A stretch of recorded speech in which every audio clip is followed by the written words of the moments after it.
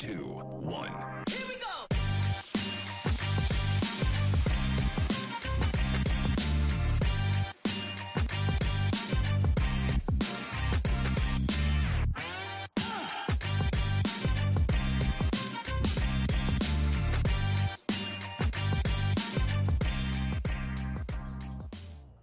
Ho! Well, I already spoiled it because I'm not good at this. What's up? Welcome to Sorare in the States basketball. We got a legend, a myth, the grandmaster of Web3 fantasy sports. Not only that, the first person to run the treble. All right, this is the Sorare in the States treble right here. Bob OrangeFly, welcome to the show. How are you?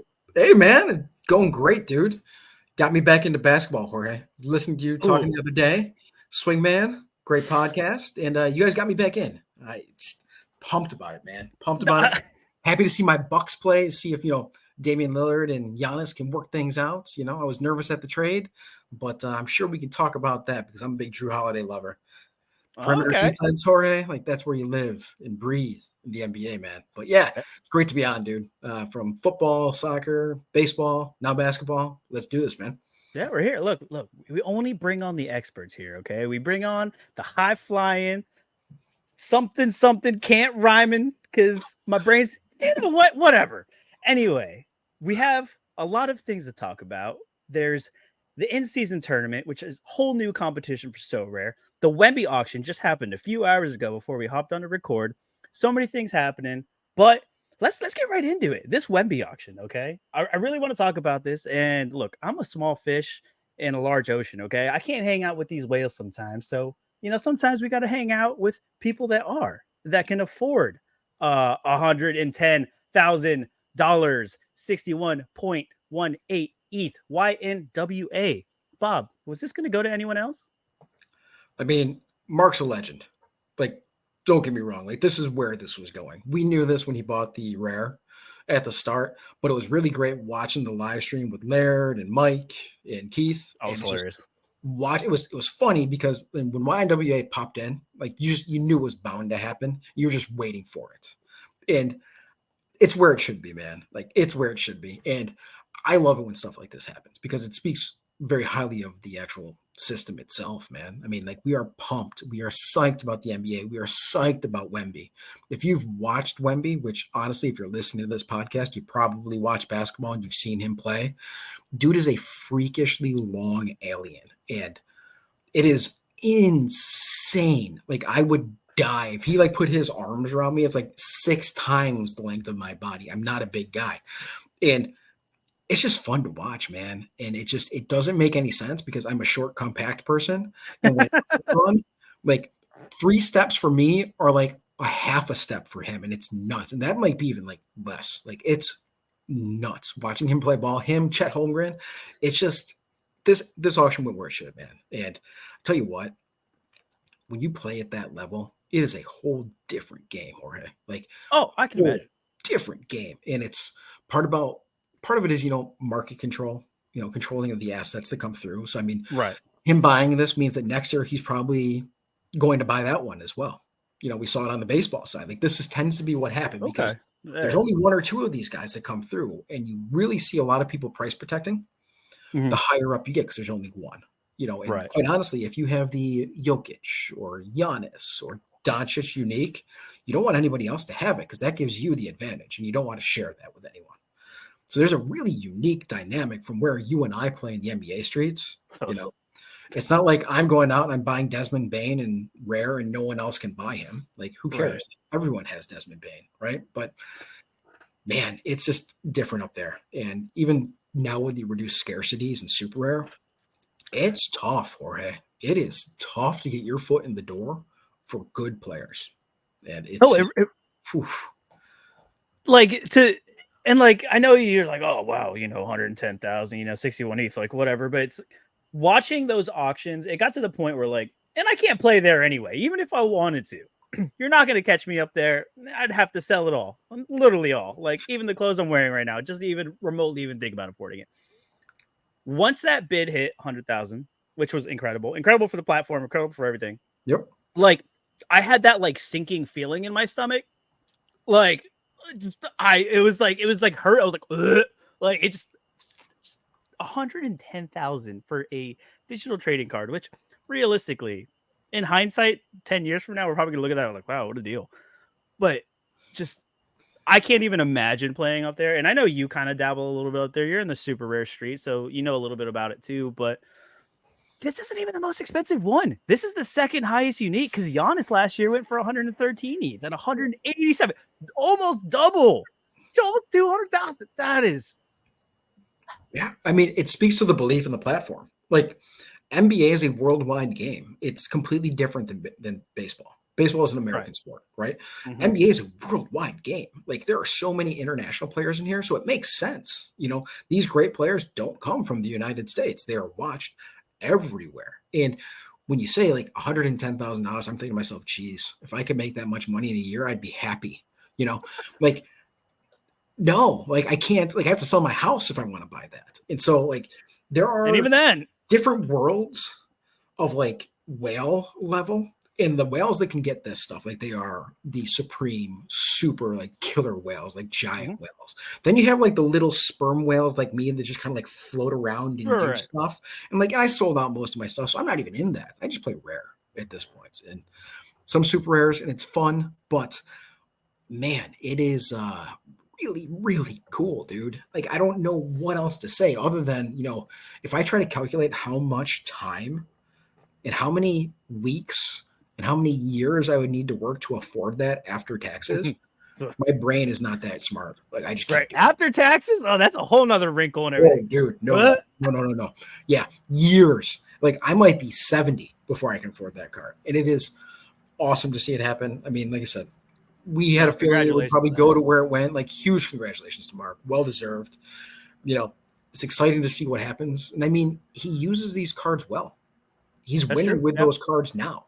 I mean, I think he won a Benedict Mathurin unique last week or the week before. Like his team is great. He's doing a really good job with it. And I can't say much more beyond that. And it's just fun to watch, man, because quite honestly, Jorge, I'm not winning limited or rare. Are you kidding me? I'm going to have fun, but I'm It's not hard winning. out here. They reduce rewards. It's hard. Dude, yeah, reduction of rewards. I mean, we knew that was happening, right? Like, Yeah, but we'll it's get to that. still, and Laird actually made a good point about this the other day on his show. We are no longer in a place where we think, like, oh, yeah, this is an investment. It's going to go up. It's going to double over the course of the next year. We're buying these cards because we're having fun with it. Like this reinvigorates the love of the sport for me. Like Mhm. if you ever told me again that I'd be watching the Spurs, play late at night against the Los Angeles Lakers, I would have And laughed. having fun. Yeah. Like, yeah, just like talking and like trying to like get my wife to enjoy Wemby in his freakish nature. Like, Oh, we do that. You're like, watch this. Like, he's like, is that tall guy again? Like, yep, yeah. that's exactly what happens. And every now and then, like I screw her up. And like instead of like showing her the Wemby highlights, I put like TikTok on. It's like baby goats just like jumping around. And I put that in front of her face, and then that gets a good laugh, because baby goats are freaking adorable, Jorge. I Oh, know that trust me. you get down a TikTok hole. Oh man, baby goats, absolutely fantastic. And the goats that freak out when you scare them and they just go, and they fall over. It's fantastic. Yeah, the only reason I'm allowed to play So Rare is that so when I get rich off So Rare, I can buy her a bunch of baby goats. That's Hey, basically the deal. Is dude. essentially how this all works. Yep, I've got a fence in my yard and got my dog, and she owns the whole thing now. But as soon as baby goats get introduced, oh man, it's on. In pajamas? Come on. It doesn't get any better than that. That is peak. That is I would just peak. have, I'd have to dress my puppy up as like little Chucky dolls, like on the face, and like running around with a knife to try to chase the baby goats as they're bouncing everywhere. But yeah, I don't know how we got talking about baby goats, but it's fantastic for the NBA. Look, there's no rules here. All right, we got aliens, we got goats, we got. Hey, this is what we do, man. This is what we do, and I can't wait to see what happens when Wemby is used in the in-season tournament. The in-season tournament looks fun, man. Listen, if you like football, you got to be excited about this. I know, basketball fans are a little iffy, but we're like, oh, let's go FA Cup, Champions League, Open Cup. Like, we're used to this. We love this. And hey, look, the thing is, and basketball fans have to understand, when your team is shit and good teams don't really want to prioritize, especially early, because what happens, it's not that they don't want to win, right? But in the beginning, they're like, whatever, they don't take it seriously, and they get knocked out sometimes. It happens. But they have bigger, trophies in their mind, where this is their chance for your small little contending team. Look at the Pistons, look at the Magic, gotta drop the Magic, you know what I'm saying? Hungry, young teams, right now, they're like, this is it. This is our chance to like win something that we normally wouldn't win. We might not be there, we might still be 1 or 2 years off of a competitive like NBA finals run. So it's like, hey, this is a perfect opportunity for them right now to like really make something special happen in the middle of a season. So yeah, you know what this reminds me of? A few years back during COVID when they had the bubble and they had like a whole play-in tournament in Orlando, and the Phoenix Suns went in there and they were not good that year, but they went like 7-0 in the bubble tournaments. They almost made the playoffs. They got knocked out on the last day because Memphis won or something like that. But it's something like that, like very low, bad teams. Like this is all they have to play for. And it's a really cool thing that comes in because if you look at my gallery, I've got Pistons, I've got Hornets, I've got Pacers. These teams are not the best teams in basketball. Right. So, I don't have Jokic and Giannis and those guys, although I'm a big Bucks fan. But, that's just the way the thing goes, man. And I like the actual added utility. The money didn't come out. You stick to it. It's cool. Does it favor bigger galleries? Of course it does. Any new addition to any game will favor a bigger gallery. Like, there's no way around that. Like, you don't build. It's very tough to build a game mode for a small gallery that a larger gallery can't take advantage of unless you stop them from playing in it, Right. Which they kind of did in football. Exactly. They did in football because I'm not going to lie to you. I won amateur MLS, dude. Dang it, Bob. I should what we're talking about. Jorge, I should not be playing amateur MLS. I'm winning in super rare and unique. Like I shouldn't be playing amateur and winning it, but I did, If there's a lineup, it will be set. All right. Yeah, exactly. And that's what we do, and it's just a part of it, man. I almost won the semi-pro, premiership one. Like I love that. This stuff happens. And it goes to say, like, if you have knowledge and you understand how the game works, like you can do these things. You know who you're looking for. You know who you're drafting. And I was talking to my buddy, It's Gusto, who is a big football player, great guy. And he was like, listen, I don't want you to play in those tournaments because I want to get my girlfriend into this. And you destroying her doesn't help at all. I'm like, right. I guess that's true. And that's the way it is. And I like how they kind of gated that at this point. Do I want to play those? Of course I do, because it's fun. It's nice getting the notifications on the Sorare data app and on the Sorare app that your guy scored a goal, but that's probably not too fair, so I play in my own range. And, when you start gating other things, pieces open up, it's just a matter of how do you execute it? And, I like the fact that the in-season tournament gives us, the community, the opportunity to win money. We don't have a threshold because thresholds in a game without capped scoring, you can't really do much about it, right? It's very difficult to say, okay, well, 250 is a threshold. I'm like, well, 250 wins you rewards, and we don't have a lot of rewards. 250 can podium you in basketball, honestly. Exactly. So what do we make it? 200? Like, well, everyone kind of gets 200. It's just it's that really tough mix because it's open-ended scoring. It's also like a losing game. Like the threshold, like I know is it sustainable? Is it not? Like we don't know the numbers, but you can only give out so much money in a market, in a bear market where we know there's not a lot going in. So there has to be like in a bull market. Oh, hell yeah. Like raise the thresholds for everybody. But right now where we're at, it's not likely. Well, and it's interesting because there were tweets out today that said Sorare is about to go bankrupt, by some people. And Nicola responded, he's like, well, you don't have the information right, so enjoy that. Yeah. Really? He actually responded. He's like, well, love that. Your data is wrong, period. Oh. It's like, okay, boom. And everyone's like, well, what is the data? I'm like, well, it's a company. Like, we don't just like freely give our data out. Like, this is not how the real world works, guys. But it's blockchain. Yeah. Transparency. But it's just like, where do we get the money? And like, we can only take the information that we have.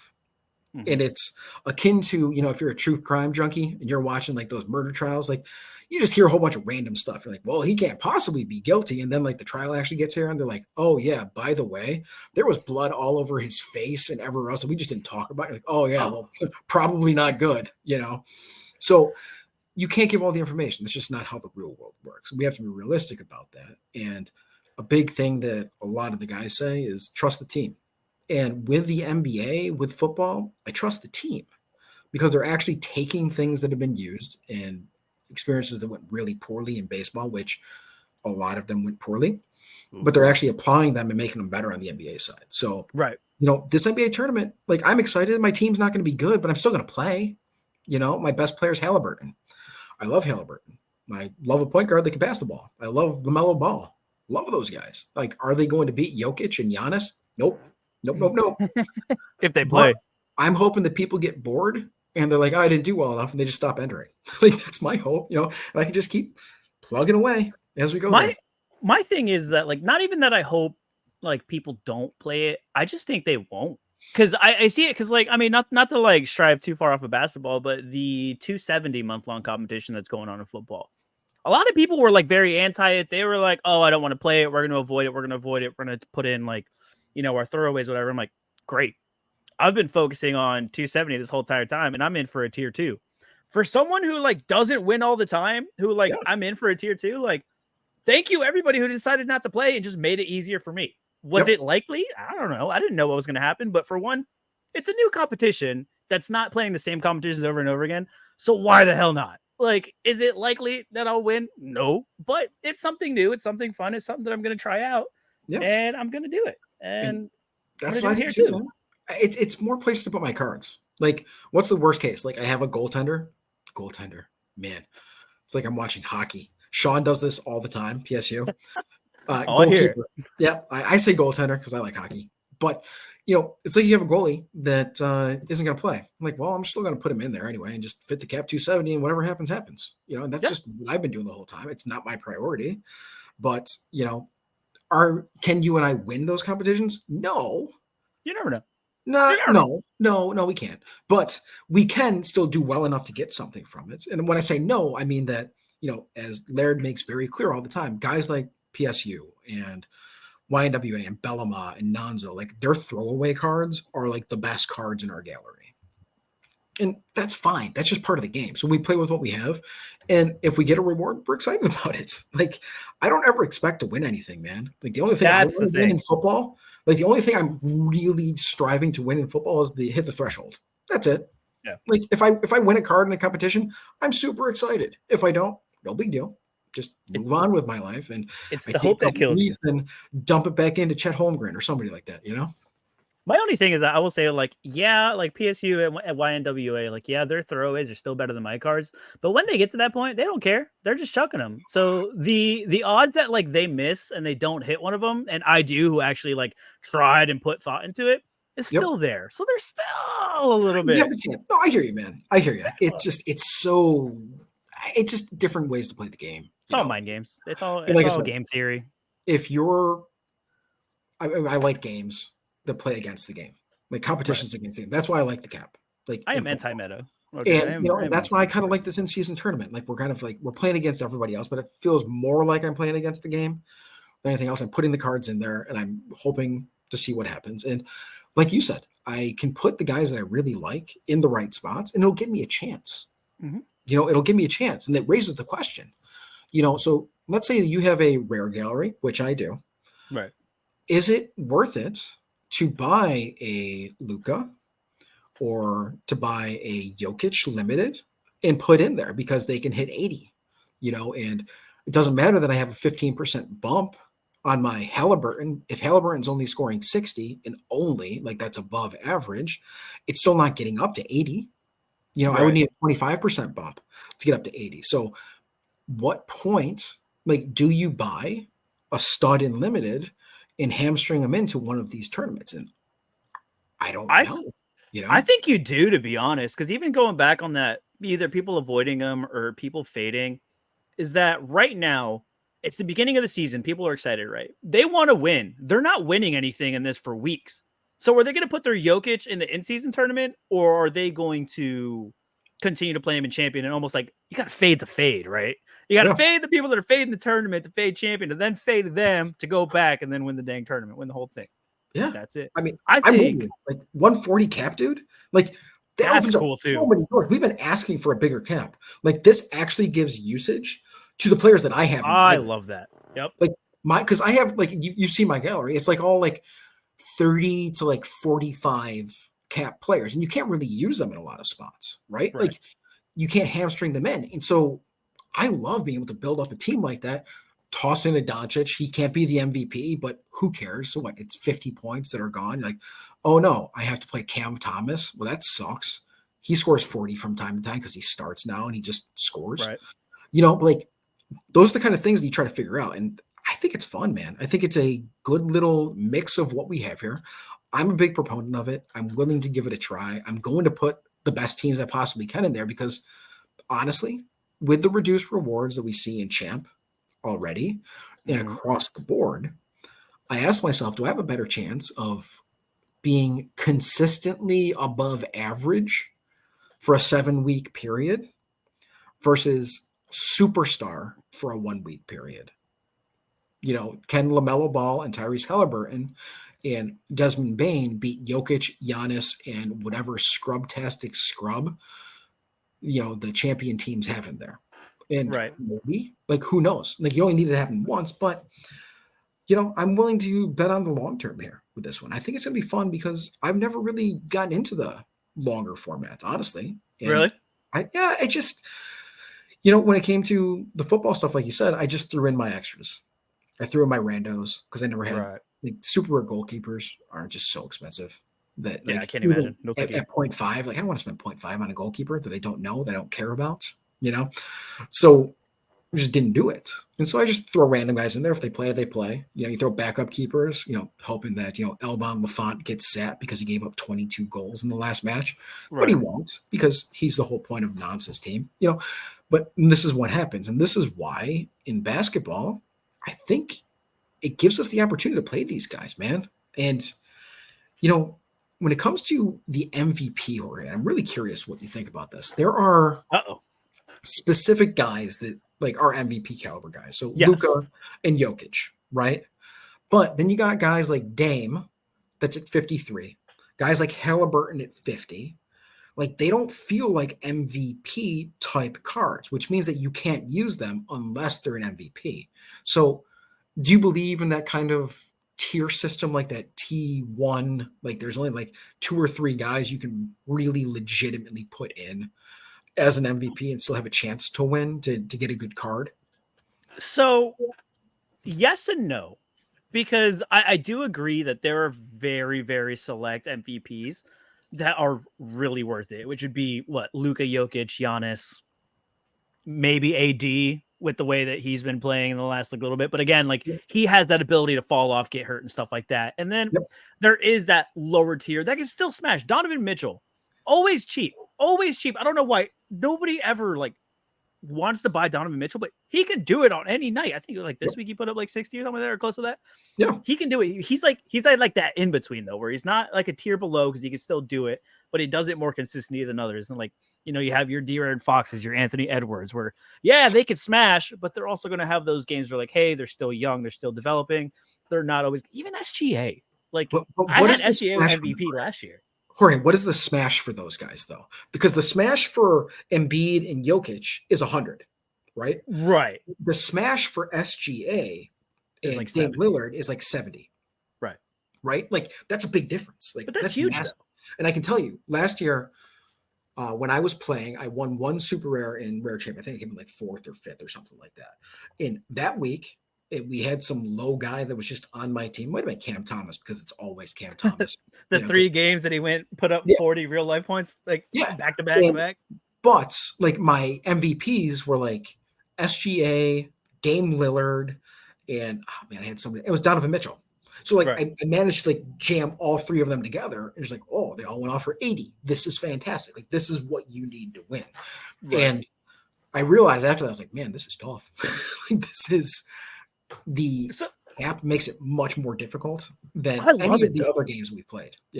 Like the NBA is truly hard. And I brought it up a lot in the first season on the show where it's like, I think it can be too much for people to like flip in and flip out. But it's also that disillusion that, oh, you need to be in, you need to get the injured guy, you need to squeeze him in to get the cap. because that not 9 out of 10 times that kills your lineup more than it helps you. And like, yeah, sure, there are those weeks where it does smash and then it go off for 40 and everybody else that you fit in smashes. But like Peyton Pritchard, like you guessing for 13 weeks that he's going to hit off that one time is 13 weeks where you didn't win a dang thing, Yep. especially in these weeks where like the rewards are reduced. And yeah, it is a little tougher to win. Last year, I felt like I was winning every week, like sneezing, and I could win. Dude, Now, a little rough. I won 46 rewards last year and I only paid for like a quarter of the season. I haven't won anything this year. Yeah. Like, and I love it because on every single pod, I'm like, man, Jonathan Kuminga, low L10, he's going to be great. He is the play this week. And Jonathan Kuminga goes in there and he Kumingas. He scores like 7 points. He barely gets any play dead. time. And it's just like, that's a dead team. And you play football. Like, you know that when you buy a guy to fill a roster, it almost never works. And with lister play, you can't just like buy him and then list him.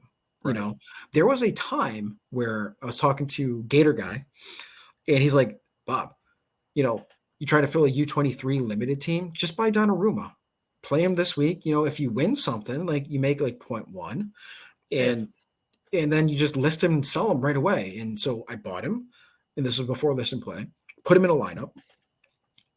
That lineup one came in like 5th place or something like that. And I had already sold Donnarumma for more than I bought him because he did great. You know what I mean? So like you get these things on top, but you can't do that anymore. You know, it's not how the game works. In an NBA, there is no downtime.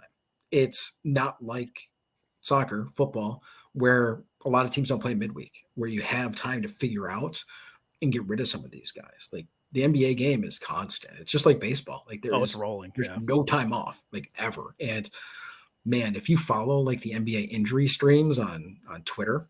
Oh yeah, I do. I got the underdog. I got the underdog notifications on. It's just screaming at me constantly. Like it's like, hey Bob, every player you own is hurt. Just FYI. Good luck. Like, okay, thanks guys. You know, good to know. You know that lineup you felt really good about on Monday? Yep. Yeah, you can go fuck yourself. Oh yeah, I felt great about having Jalen Duran in this week, and nope. And he's one of my favorite players, man. Oh, Jorge, this kid is so good. Dude, he's explosive. He's 19, dude. Second year in the league? 19, second year in the league. Right now, he's averaging like 6.5 offensive rebounds per game, which is utterly insane. He rolls off the pick and roll to the hoop. He tracks back on defense and blocks the ball. He's averaging 15 rebounds a game. This kid is nuts. And he's actually like when he's being attacked and covered out of the high post, he just passes down to Isaiah Stewart for a dunk and an alley-oop. Like, it's wild, man. Like, this kid, I mean, JJ Redick was going nuts about him. Like, I saw that, yeah. YouTube videos about him. Just like the kid is really, really good. And this is why I like teams like the Pistons. When you come in, they're not a good basketball team. They're not a great basketball team. But they're fun. They're fun to watch, man. Like, that was the Magic last year. Watch. Watching the Magic last year was a ball. Like, it was just bunch of young, hungry guys. They're just going out and hooping. The Pacers, same way. Yep. Like, they're stepping it up. And, like, we won't talk about what the Celtics did to them. But, yeah, you know, like, the Pacers. Hell yeah. Man, Celtics. I know you're an Orlando guy, but, like, you like the Celtics too, right? I don't like the Celtics, but, like, I won 3 Porzingis cards last year. Oh, yeah. I won 3. No, I bought 1. I won 2. Yep. So that was great. So I watched a lot of Porzingis. So, like, I was very hype on Porzingis going to the Celtics this year. And then just watching what they've done, I'm like, oh, hell yeah, that's fun. Like, everyone, and I love Al Horford. Everyone freaked out in the NBA about like the trade for Dame Lillard to the Bucks. And I was like, okay, I'm a Bucks fan. I've been a Bucks fan for a long time. That was 50-50 though. I was just like, but I was thinking to myself, like, so we're giving up Drew Holiday. And the reason that one of the reasons the Bucks have been really good is that Drew Holiday is not a look for my shot kind of guy. Mm-hmm. He is a defensive stalwart on the perimeter. He shuts guys down. He doesn't allow LaMelo Ball to get into his play systems. He's up and he's in your face and he's causing problems defensively. He stops Cade Cunningham from even being able to roll with Jalen Duran.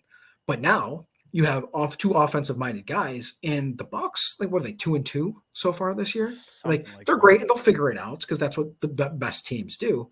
But a purely offensive guy that is a shoot-first mentality, that always has been a shoot-first mentality, you're trading him out you're trading him, bringing him in, and you're replacing a defensive stalwart on your team.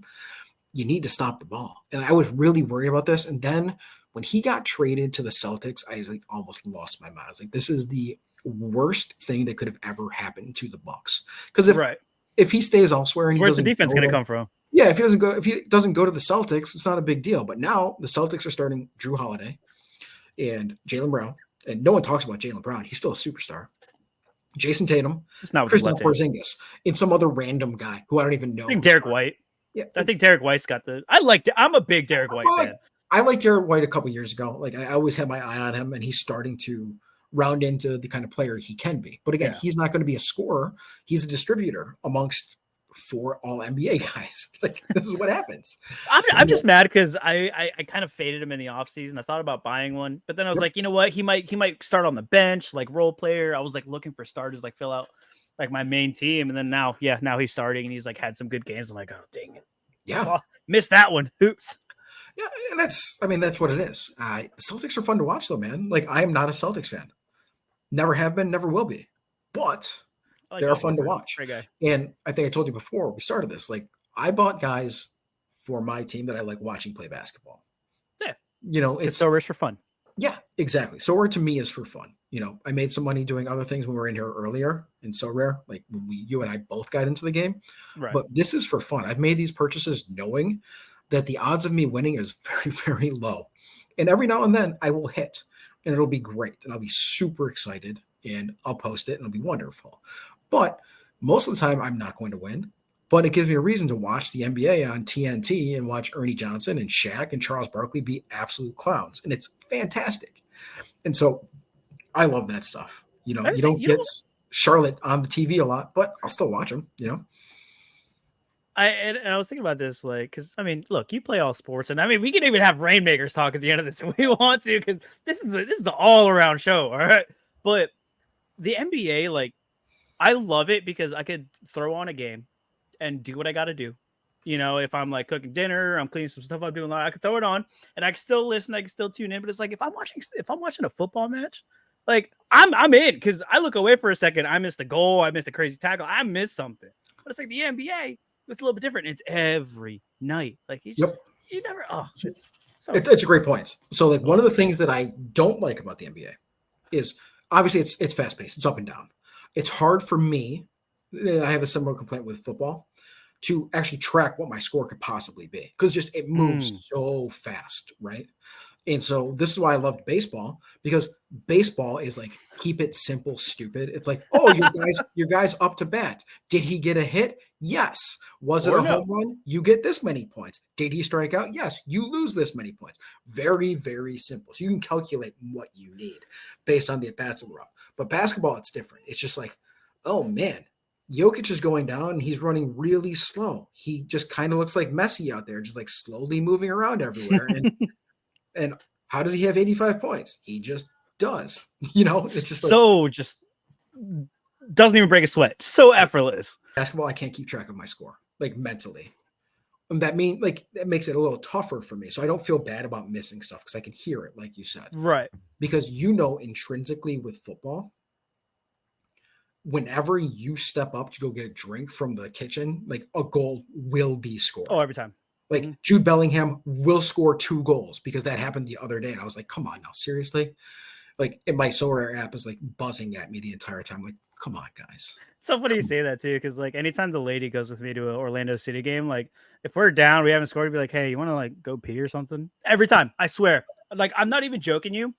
Like 9 out of 10 times that she goes to like get food or like a drink or something in like the middle of the match or like go to the bathroom, instant goal.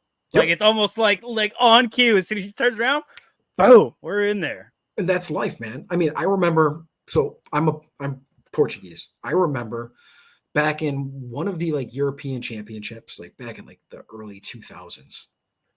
Maybe it was like 2008 or something like that. And like I walked away and like Portugal was playing like the Netherlands. It might have been World Cup. I don't know what it was. But anyway, and I walked away and I went to get a popsicle because like that's what you do when you're drinking a lot of beer. You get popsicles because popsicles they remind you of being a kid. And as soon as I'm in the back, I'm like opening up the popsicle and I just hear everyone screaming like, come on. It was the only goal of the match and Portugal scored. I was like, yeah, seriously? This is ridiculous. So yeah. And then when you watch the games and you need something to happen, it never does. Like the Nope. Monday games where you have a chance to do really well, you need a guy to do well. Nope, never Oh, happening. trust me. I watched Donovan Mitchell. What is it? Last night or the night before that?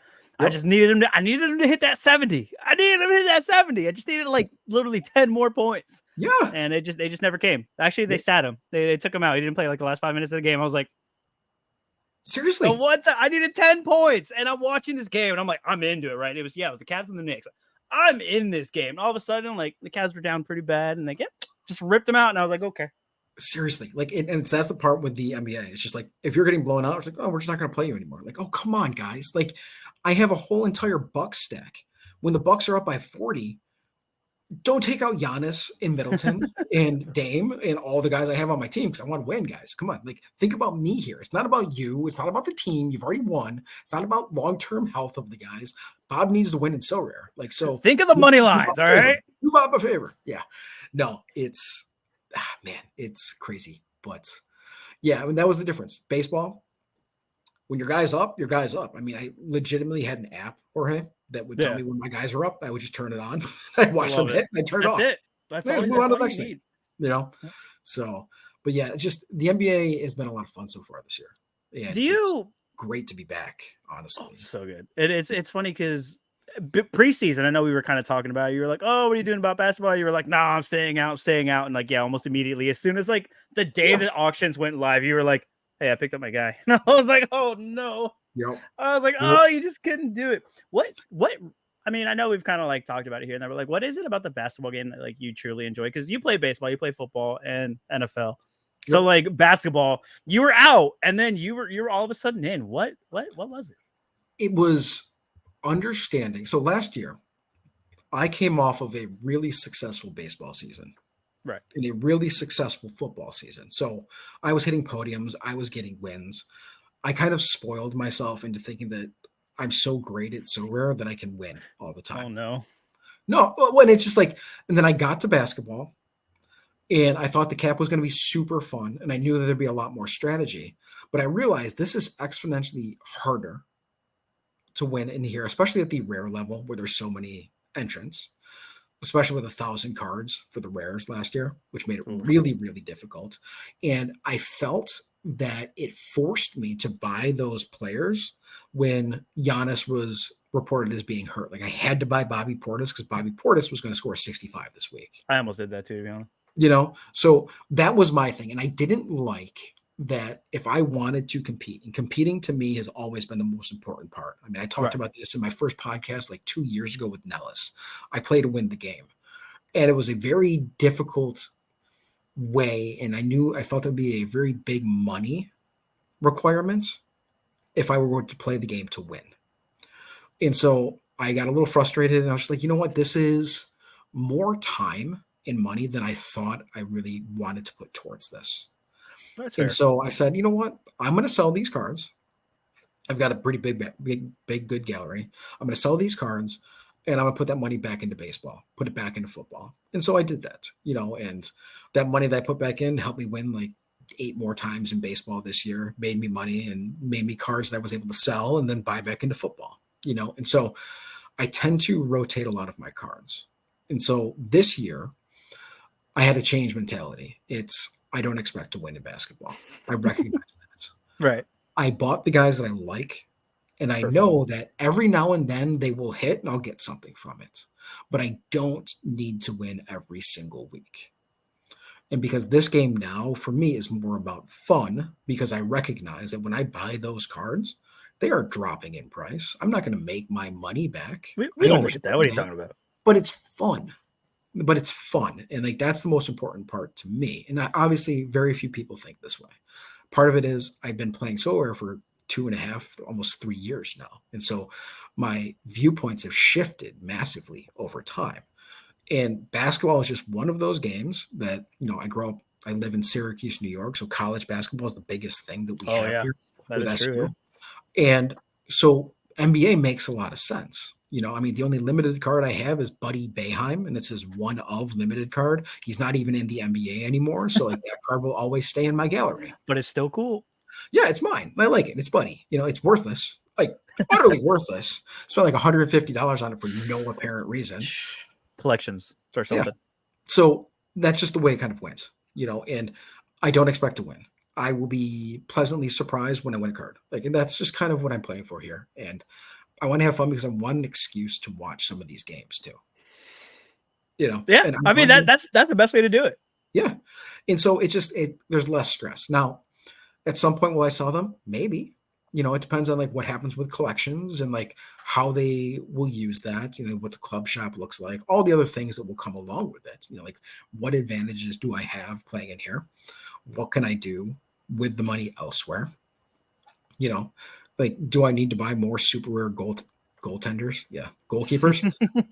Maybe one day. I don't know. In soccer, I mean, I do, but who wants to spend money on that stuff? It's the worst and most horrible purchase you ever have to make. Buying a goalkeeper is literally the worst thing you have to do in all of Sorare. Starting pitcher might be next on there for me, but starting pitchers at least have value. When they're going to pitch rotations, and then when they're going to pitch. They get bumped last minute. And, it's more like buying a middle reliever that doesn't even play each week. They might play once every 2.5 weeks, and you're this is a horrible waste of money. But yeah, it's the price of entry though. It's just yuck. And the other week I made a goalkeeper purchase instead of buying the forward that I wanted, and the guy got back from injury after a month-long injury, and then in the second half of the game he just re-injured himself. He's out for 6 more weeks. Come on, dude.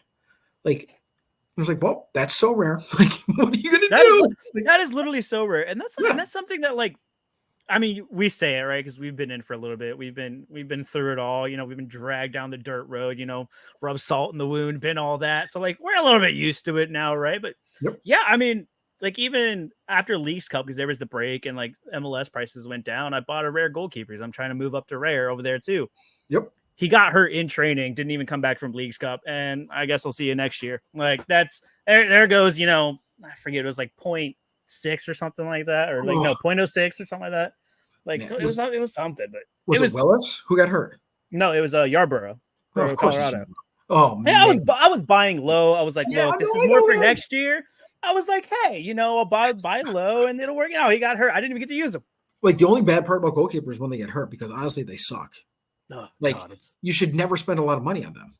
And the way I look at this too is just you should never spend a lot of money on that low L10 guy for your basketball fill-in guy. You should never be spending 1-2 ETH on these guys on a rare guy, in my opinion at least. Obviously, you talk to guys like Spicer and guys like Bellama and YWA that win, they know that these guys are required, but they have the depth of gallery. So we're talking about galleries like yours and mine that are not the deepest, that we don't have all of those options to go through. And so spend the money where you think it's going to have the most use. And it's honestly, for me, it's guys in the basketball system that I like watching play. They are rookies that I enjoy watching. I might end up buying a Sir Thompson. Ooh, that would be fun. But you gotta buy them both though.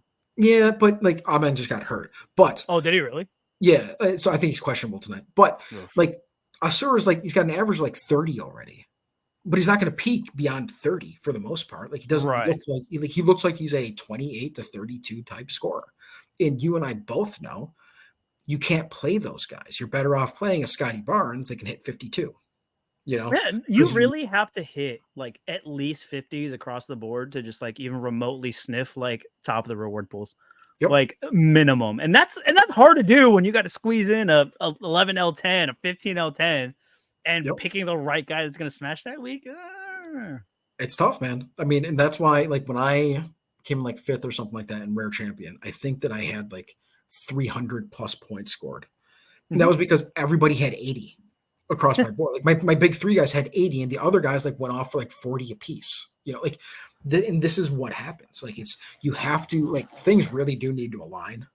You've got to hit the right parts. You got to get lucky in a lot of cases too, because we had situations last year where Clint Capella for the Hawks got hurt, and Okongwu came in and was the starter, and he sucked. They just didn't use him.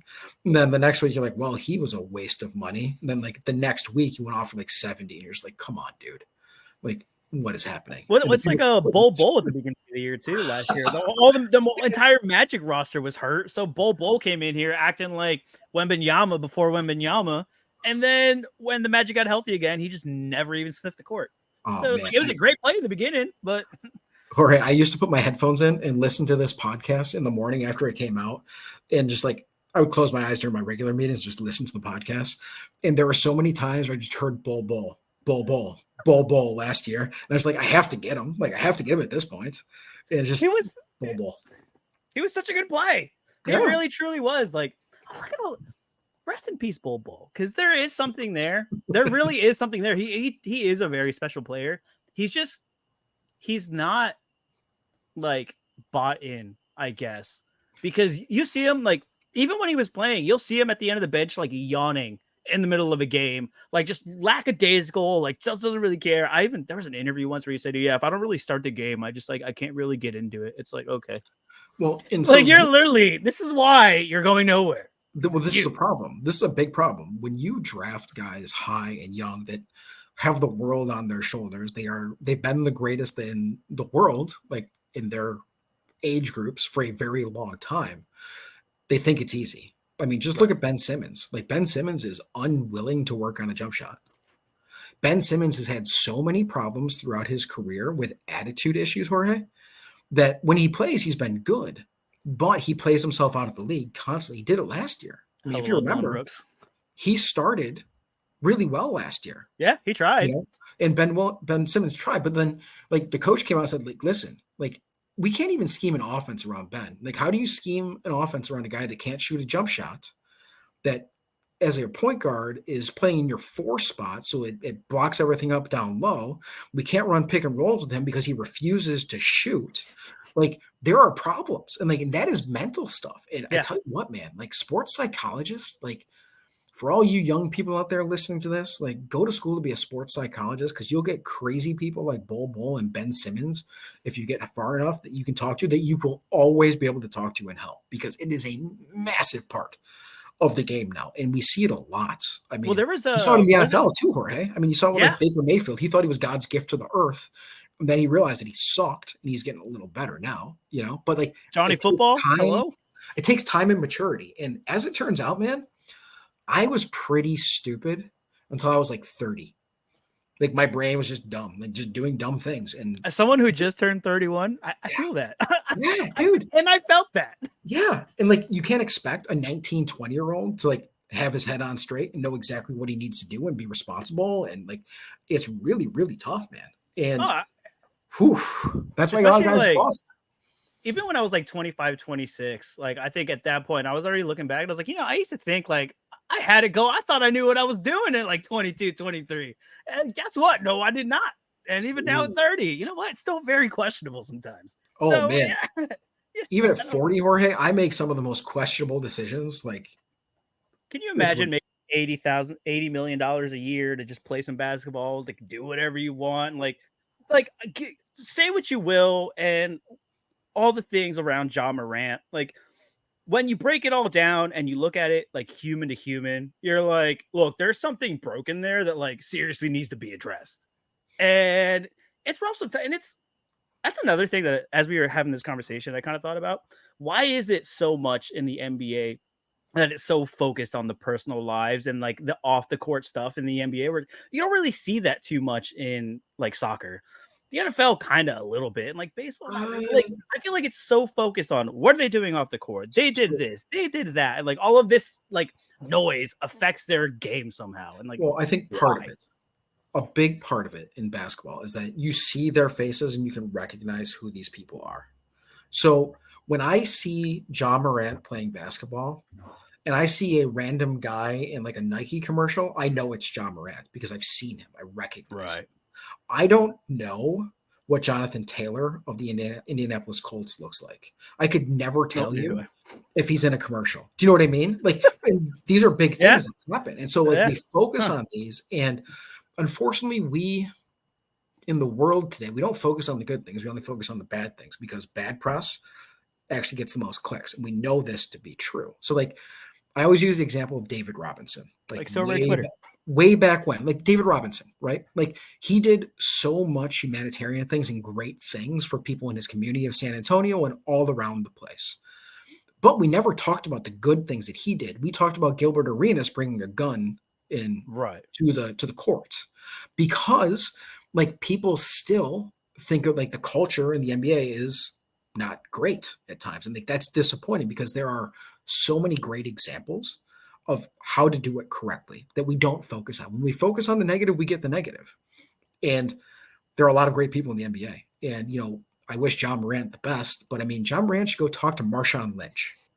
Wow. Marshawn Lynch grew up in a bad part of Oakland.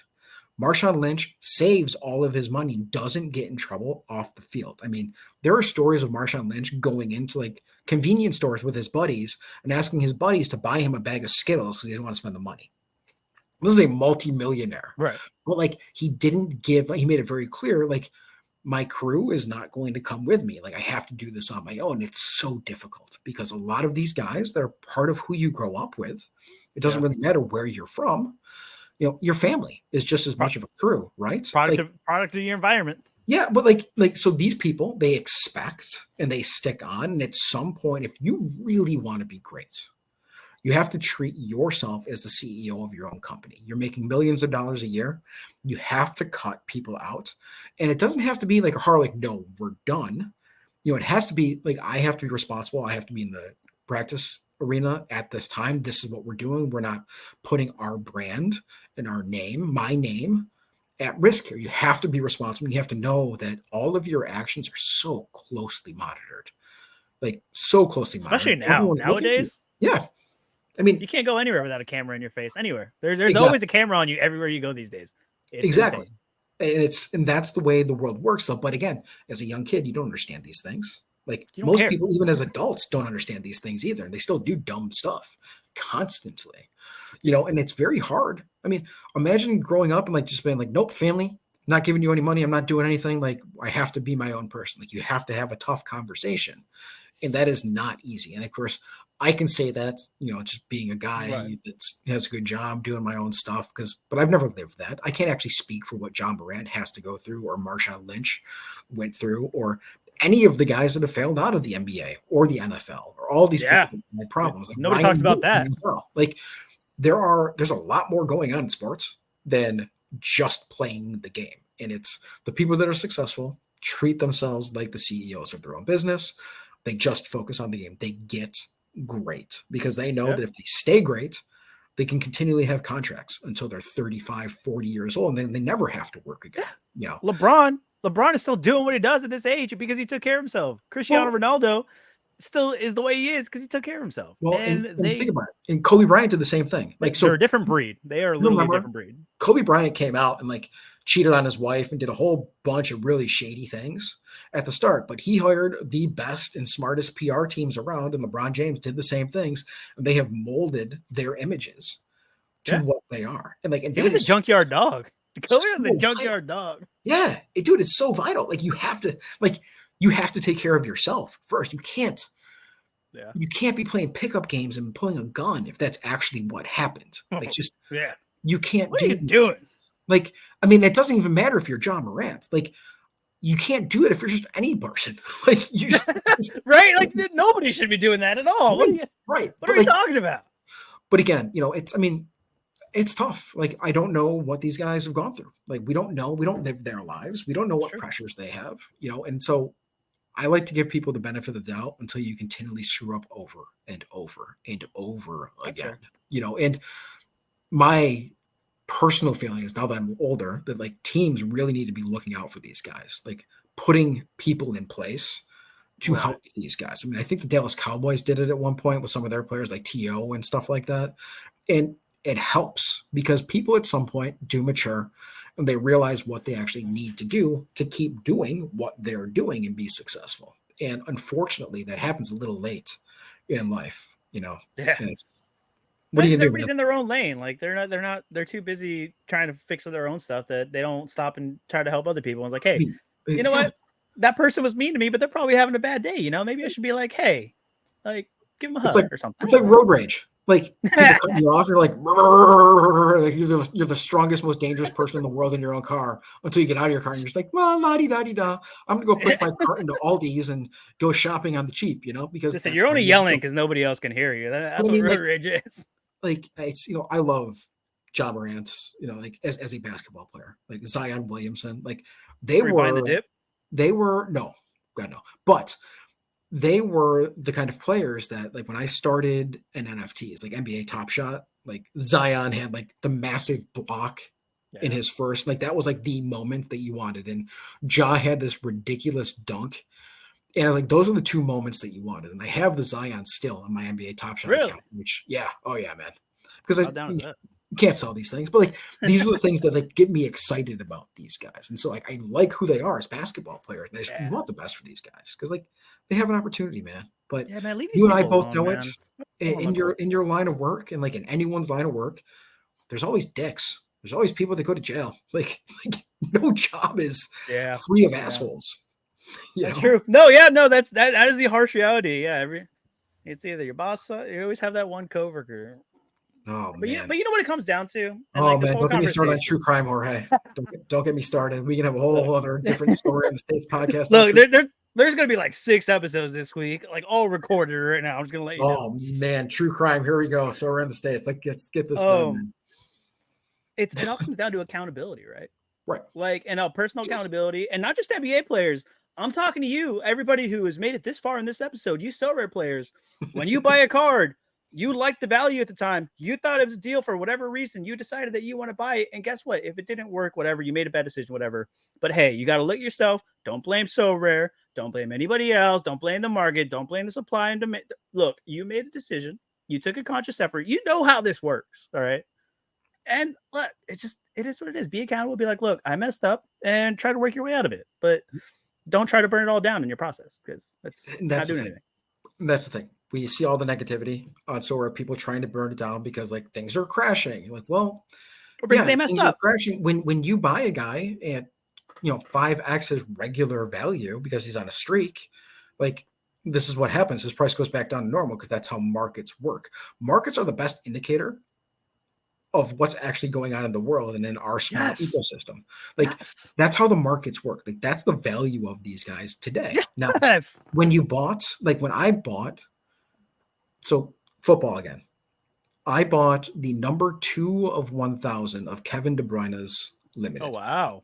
Wow. Yeah. This was a Belgium peak card. too, wasn't it? Yeah, this was a Belgium card. I paid like 0.2 for it, Jorge. They only minted like 14 of them.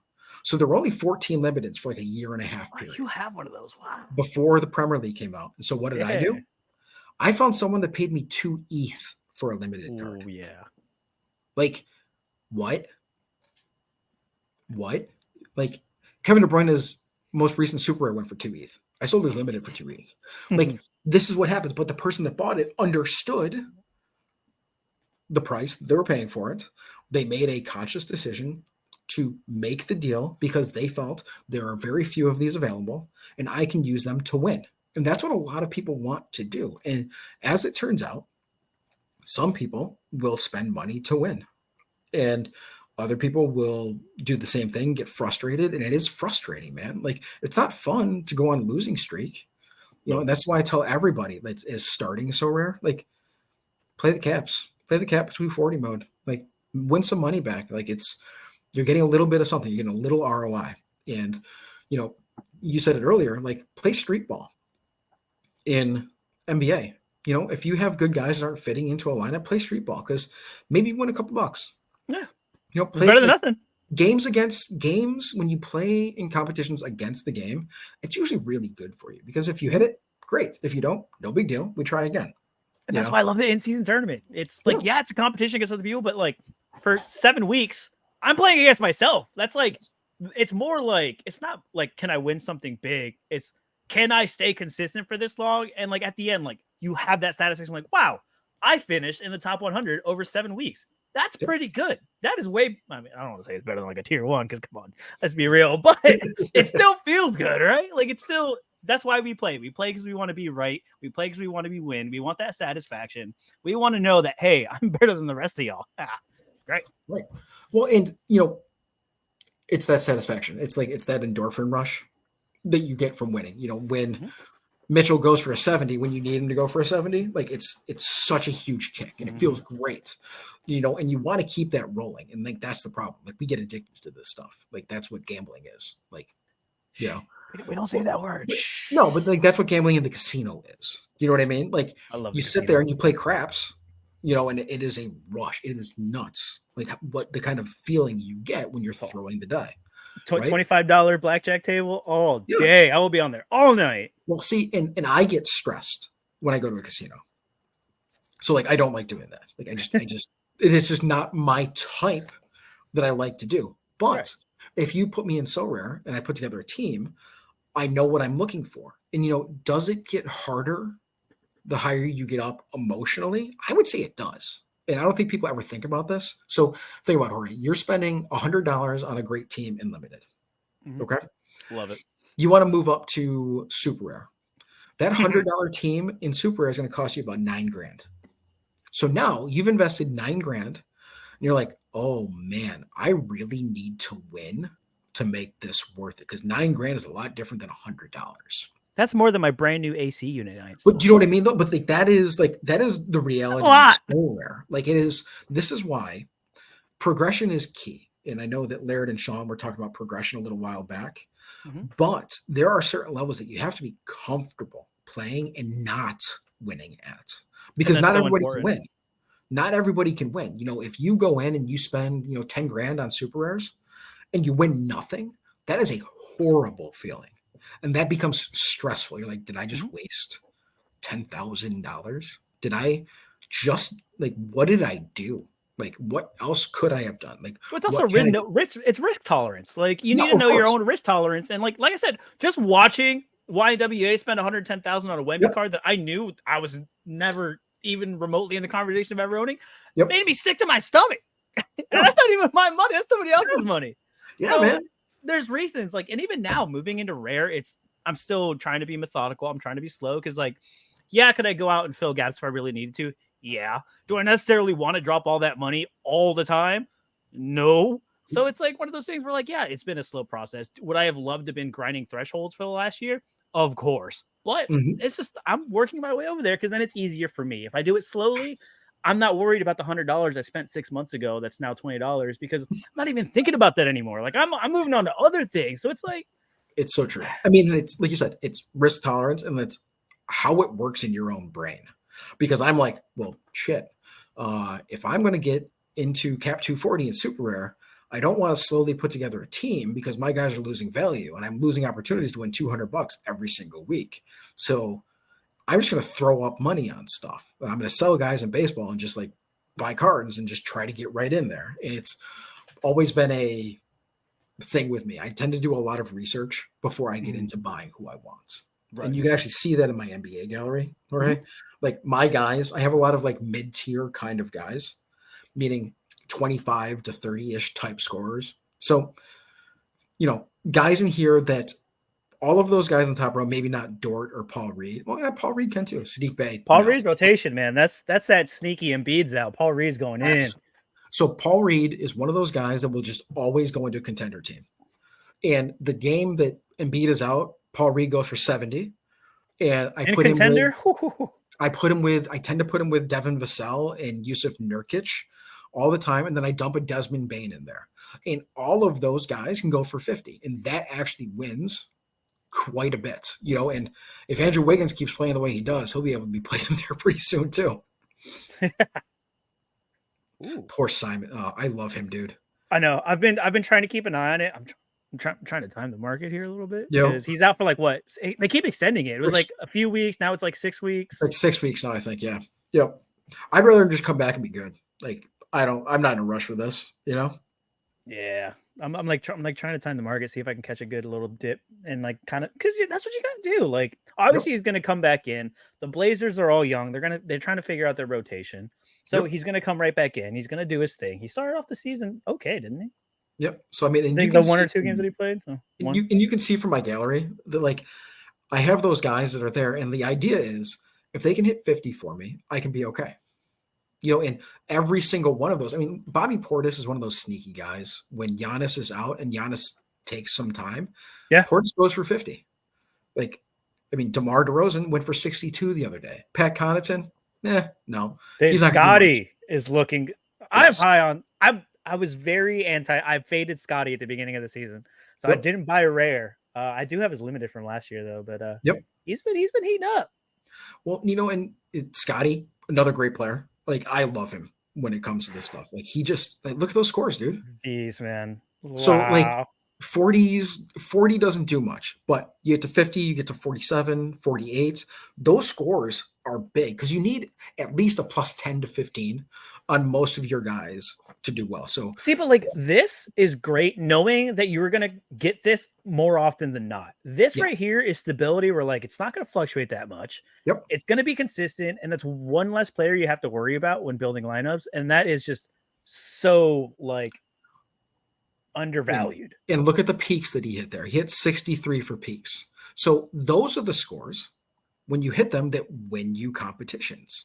And that's what I'm looking for. And you'll actually see it throughout my whole gallery that I have guys like that. Like Wiggins looks terrible right now, but Steph and Clay don't play most of the games. So Wiggins is just another one of those guys that can just blow up and go huge. And that's really what I'm looking for more so than anything else. The ability to get big. I don't really know why I bought DeJounte Murray. I think that he just went off last night for like, you know what? I sold something and I sold them for cash, and I hate cash. And so rare. Oh, me too. And I found somebody that was selling DeJounte Murray for cash. I was like, yep, okay, here, take it. Get rid of it. So, but I was looking at him last night, actually. Yeah. So my team, like that's how it's kind of set up. It's not the top end MVPs, which I would really need if I really want to compete. But it's a bunch of guys that can easily go 15 plus over their actual scores. And when you do the math, you have an extra 50 on your MVP. You're at 170 on champ. You go 15 plus over that, you're doing okay. I mean, 75 more on top of that, it's going to hit you at that 250 mark right there. Like that's right where we think we can probably get a couple cards, Yeah, no, I love that. I love that you're coming on and saying that because I'm such a proponent of like that low LCAP gem like cheat code play. It's so much more detrimental than it is like and like sure it can work, but it's very specific too, right? It's not every guy. Like your Paul Reed, perfect example, or who else last year? Pritchard was kind of a play, but that one kind of burned you a little bit. Sadiq Bey is another one that I have there. Sadiq Bey is another one. You're like, why is Bob buying Sadiq Bey? Bob is buying Sadiq Bey because Sadiq Bey is a three-point shooter. Sadiq Bey last year for the Pistons had a couple games where he hit 10 threes. George Niang. When Sadiq Bey hits 10 threes, he's scoring 60 points. Like this is what happens. It's 4 points for every three that you're hitting. That's 40 alone. Just on that, and he's getting some peripheral stats. So 50, 60 on a cap 20 kind of guy. You see what I mean?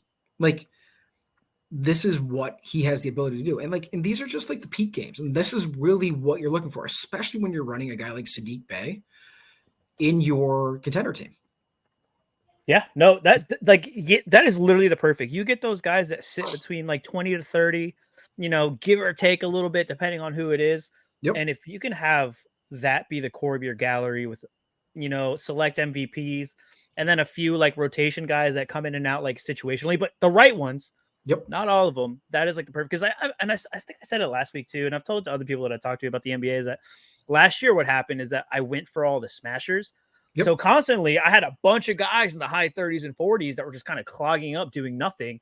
And then I had nothing to fill out the roster. So I was punting a bunch and then just killing my own lineup. So it was like that nice like balanced middle is where you want to be. That's the equilibrium right there. What's nice about having a guy like Sadiq Bey or a guy like Paul Reed is they're not going to hit every week. We know what their range is and what they need to do well. But those cards are low enough that they allow you to play a guy like Desmond Bane who can go off for 70. Like, and that's kind of what I'm looking for. DeMar DeRozan, who hit 62 the other night. Like, these are the things that I'm looking for in contender. Now, we'll see if it comes to fruition because you need everybody to hit all at once. But it's kind of how I approached it. And as I'm looking through my team there, like I asked myself, like, do I want to buy more? Of course you do. I mean, of course I do. Like, Chet Holmgren is the next one because even though you and I 7 both blocks. know, you and I both know that he's not going to get 7 blocks often. He could. We do know that he's massive and he has the ability to hit 60 points at a 35 L10. And those are the things that win you tournaments. And It's OKC needed a big. So his yeah. job is kind of, it's there. OKC is fun, man. Like Shea Gilgeous-Alexander, and then you have obviously Holmgren. You got Lou Dort, who no one likes or talks about. I love the fact that I have his jersey mint. Dort. Lou Dort, like Jalen Williams. There's two of them, but J Dub, J Will. Yeah, like I like Jalen Williams.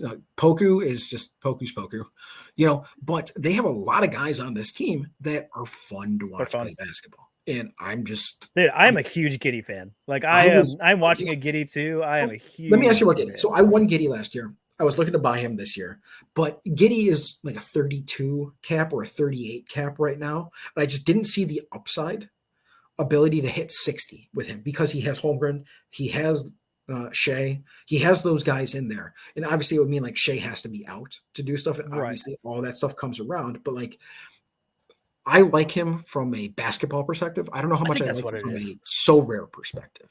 And that's why I was going to say, that's why I haven't really pulled the trigger yet, because I want to wait and see what OKC looks like with Chet. Like if it was still just SGA and Giddey, I'd be like, yeah, sure. Yep. He's like one of those like fringe kind of like secondary MVPs that you like squeeze in sometimes.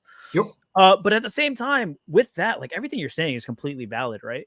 But that's also what causes his prices to stay low, to where I'm like, might he be like a good play right now? Like, no, you might not want to play him, but at this price right now for what he's doing, that's almost like you want to pick him up and then hold him until he does come into a good spot. Either someone gets hurt or he pops off, and all of a sudden you sell him and then you buy back in after.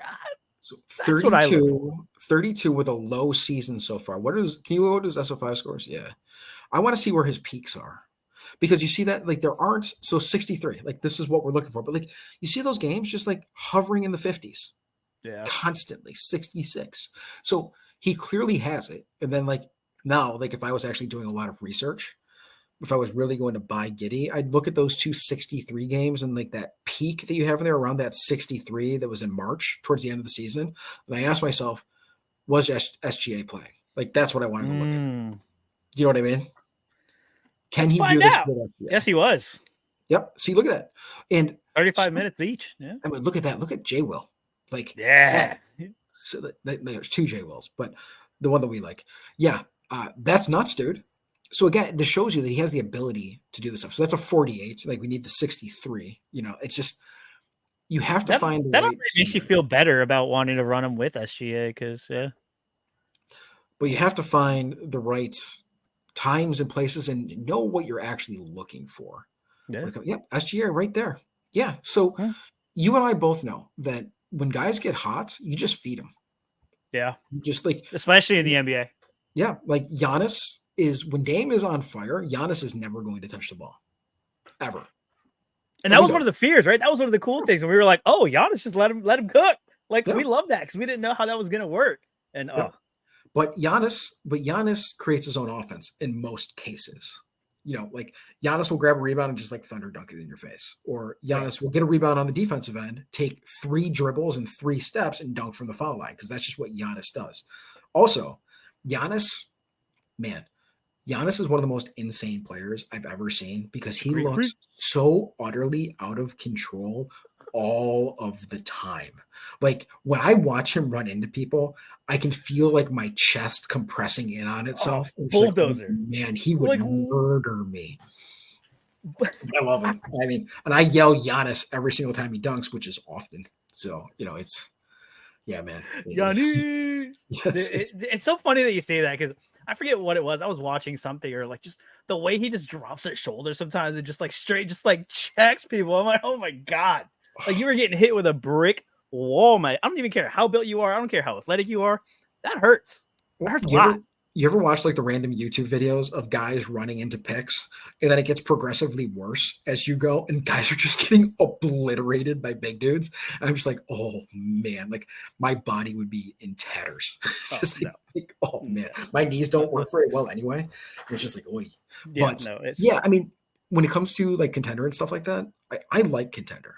Like I actually thought about playing Super Rare Contender this year, but one of the things that I realized is that you really need to be wide in basketball. Being wide and have a lot of options if you're going to actually do that. You can't put together like 8 cards and just like, oh, it's going to magically work in contenders. Like, no, because when Sadiq Bey has 2 games of hitting 40, he's no longer playable. Like, and this is kind of what happens, when Scotty Barnes' 9 falls off of his last 10 and he went from 34 to 42, you're like, oh crap, what just happened? Yeah, if you're watching this, you better watch out for that. Yep, because that's actually happening right now, guys. Like going into next week. Yep, that L10, that 9's coming off, and then these 4 coming off. If he stays in this form, dude, he's gonna be when he stays in that form. Like this is like a prime target to sell at this point. Yep, you sell now and then you buy when the new cap hits. Yep, a prime sell right now. But I'm too lazy to do that, so I'm not going to. And I spent way too much money on him anyway. So because I like the card. I've never understood why.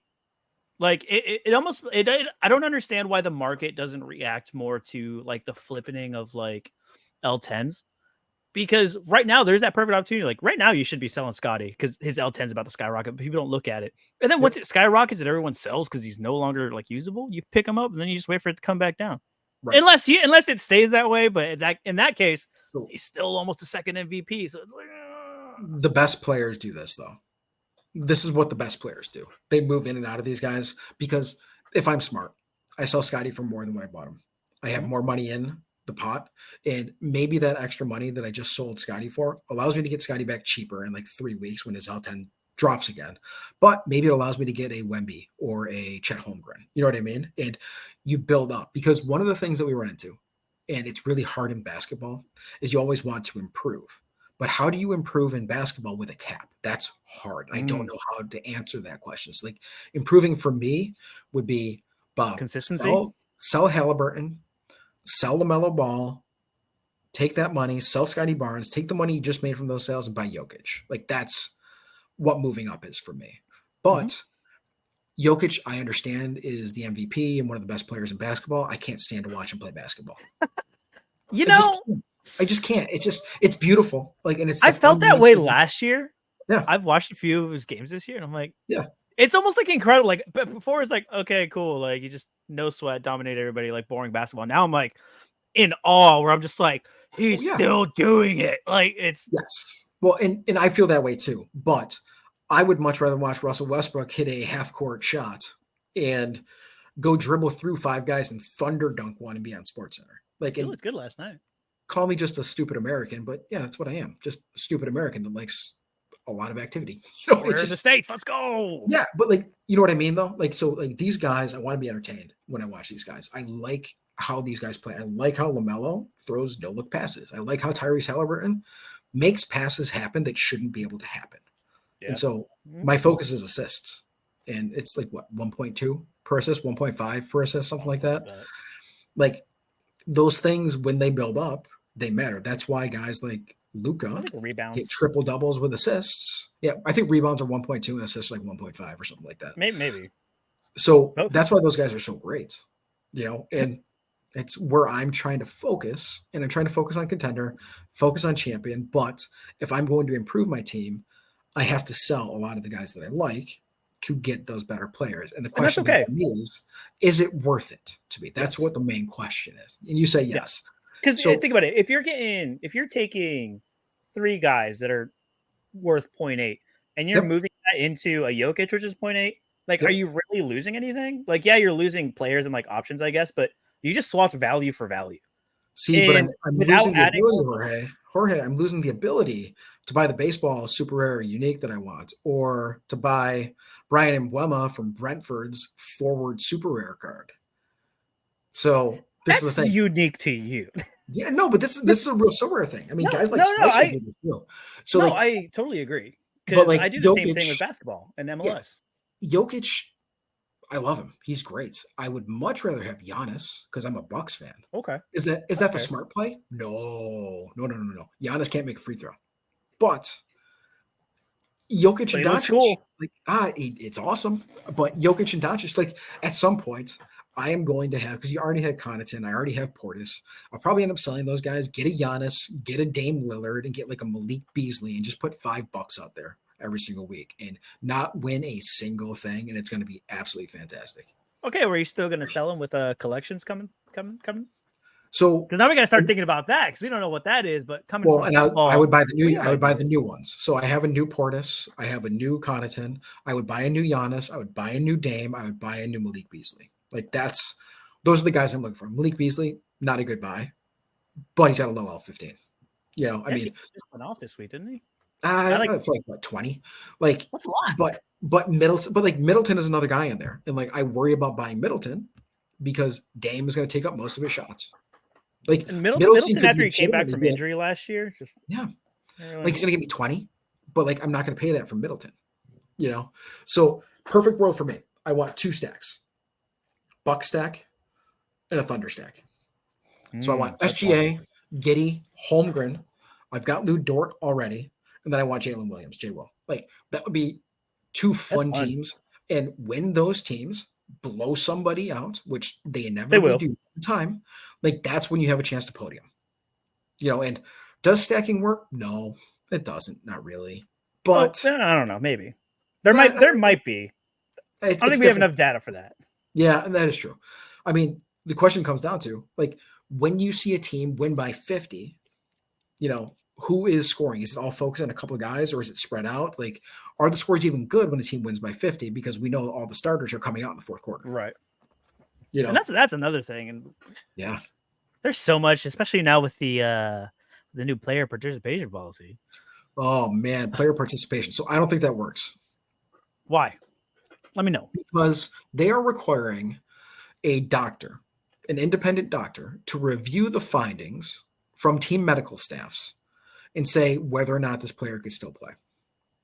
And I don't know how much experience you have in the medical industry, but that's where I work. I don't. And doctors don't do that.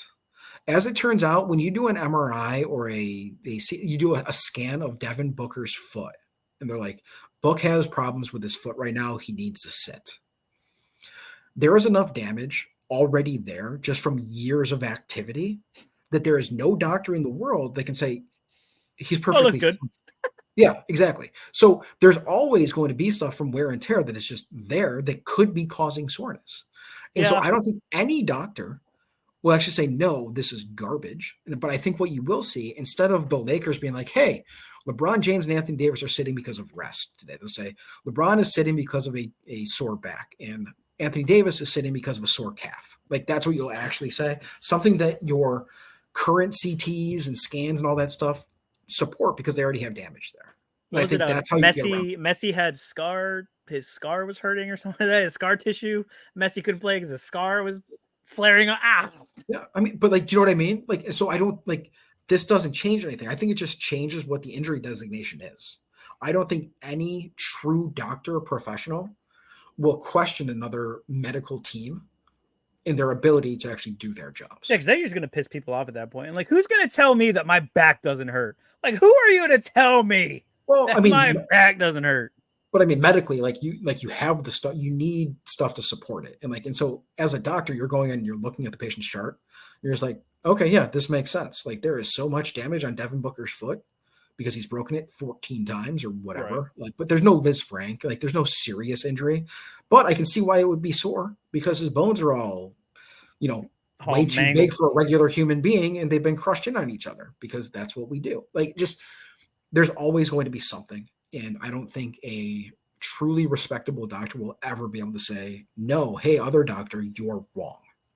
So I just think that the only thing that changes is the injury designation. And I say that just look at the Suns. Look at the Phoenix Suns. Like Book and Beal haven't even played. It's just KD, And so who is going to say no, they're actually healthy enough to play? Nobody. I mean, I think even like Adam Silver, like I think opening day or something like that, like he was on TNT with everybody, and Shaq was like, "Yeah, but like, what if I'm hurt? Like, who are they going to talk?" He's like, "Oh, well, we'll get doctors," and it's like that doesn't. I It don't, doesn't. I really don't know. Like, I get wanting your superstars to play, and it's a bad look when you're playing at home and Giannis is sitting because he's sitting. Like, I Yeah. get it, but like, it's such a muddy. You're just asking to get in trouble, right? Like, you're just Mhm. asking for reasons to like put yourself in a situation you don't want to be in. And I said it about Sorare too when they did the whole like Halloween special, and they did like the miss. It's like, okay, what constitutes a misprint? They're like, we'll decide on the day. It's like you're just asking for someone to be really, really mad at you, and a lot more negativity comes. It's like, why are you letting? Why are you giving them the opportunity? I agree, it is flawed. I see it. I see what the idea was, but Yep. there's just no. I don't think there's a right or a Well, wrong way, to be and honest. also Just like think about it. It's like window dressing. It's kind of like SoRare telling us that they're going to fix rewards and they just never do anything with it. It's just like keep the mob down, don't piss off the mob, and just tell us that you actually have a bad back and you're okay and you don't have to play. But yeah, don't tell me as the paying fan that flew out to Los Angeles to watch LeBron James play against Giannis that LeBron is resting and Giannis is resting. Don't tell me that. Like you have to show me that they're actually hurt. You yeah, know, And so I understand it. It's a product, like they're a business, right. and you have to support these things. But there are good ideas and there are bad ideas. And this is a really weird idea that I just don't think it has any merit when it comes down But from now we perspective. know science has spoken that load management is a scam. You think Well, NFTs are a scam? Load management's a scam. That's the real scam. Talking about Ponzi. listen, man. There is so much crap that it comes down to it. It's just like I just want my guys to play. Like you said, the underdog injury stream just drives me nuts. I'm just like, are you actually hurt? Because now I question like how much they actually hurt. I've played Yeah, year-long fantasy basketball for years, Jorge, and I've never seen such injuries and guys just like not randomly play. I never paid close enough attention to it until I played so rare. I was like, holy crap, yeah. guys never play. Guys That's why, never like, play. I don't really know like how much of a problem or how like progressively worse it's getting because it was just this last year where I really honed in and I was like, wow, I bought these guys to play them and now they sit every 2 games. So it's like, Yeah. but Yep. Listen, I mean, I understand. I mean, load management, like it is a thing. As it maybe turns Nicholas out, talked when to you are Adam like Silver. a 55-year-old LeBron James, like you can't play 40 minutes every single game. You He's need doing to it. rest. Your body legitimately falls apart. A 7 foot tall Anthony Davis is a freak of nature because no one is really 7 feet tall in the real world, and their bones don't work that way. That's a Like, lot of weight on the knees, okay? dude, Like yeah. that is a whole lot of just I mean, friction and pressure and yeah, gravity. A it's the whole lot. stuff we talk about with Wemby. It's the thing that like you were concerned about all year with Wemby. Like, Mhm. can he hold up? And I mean, and we see already, like Wemby has an amazing skill set. Wow. Wemby is still getting pushed all around, all over the place. And like Wemby does not post up. Like he's just like, nope, staying out of the lane. I am too smart to get in the lane, you know, which is good. And I mean, I've seen him, like he made some crazy shot in like the second or third game of the season, like just because his arm was 12 feet long. He just like threw it up. I was like, how did that even like what? Like It just what? it Why like are you freaks me out. catching spot up threes? Like how? This is insane. It freaks me out when he like Euro steps or tries to do some stuff when like his little toothpick legs go "Wah," like all over the place. I'm like, someone's gonna step on your knee and like I'm just gonna I see mean, something I never wanted to see. Like He it is just rotated down in oh, the first game of the season, and I don't know who they were playing against, but he double teamed somebody in the corner, and his arms were just like this, just all it looked like a windmill. Like, and I swear to God, he produced enough energy for San Antonio just by waving his arms to run the entire arena that night. Like, there was so much natural force in those things. I was just like, this is insane, dude. look, it's So not yeah, Wembenyama, it's wacky wavy inflatable tube man, okay? Just it's what he looks like. yeah, literally. It's seriously what he looks like at times. But no, he's been fun to watch, man. I mean, been watching Spurs games, been watching OKC games. Just these guys are cool, man. You hope they hold up. You hope they do stuff. Yeah. Every game Wemby's getting better, and that's all you can ask for. And he That's another seems thing like too. one of those mature kids. Like you've listened to him talk, he seems like a more mature kid than we've seen in other guys coming out. And I mean, Because he grew up in a heck, different country. listen, I wouldn't be able to handle Britney Spears coming up from behind me in Vegas and jumping on me. I'd be like the happiest person in the world. But Wemby's just like, you're just you. Not a phase in the either. Okay, either like we're really old, or he's just that young. Who was like, I don't even know who the heck this is. He's like, Like, who is this? Who is this woman that's twice my age? She's like, oh man. They show him like the video for like "Hit Me Baby One More Time," and he's like, "Oh, Right. okay, gotcha." So Probably 30 years ago, right? probably never even heard it. Probably never listened to one. Well, now he probably has, but Oh man, before that, guarantee you didn't know. yeah, He man. had no idea who she was.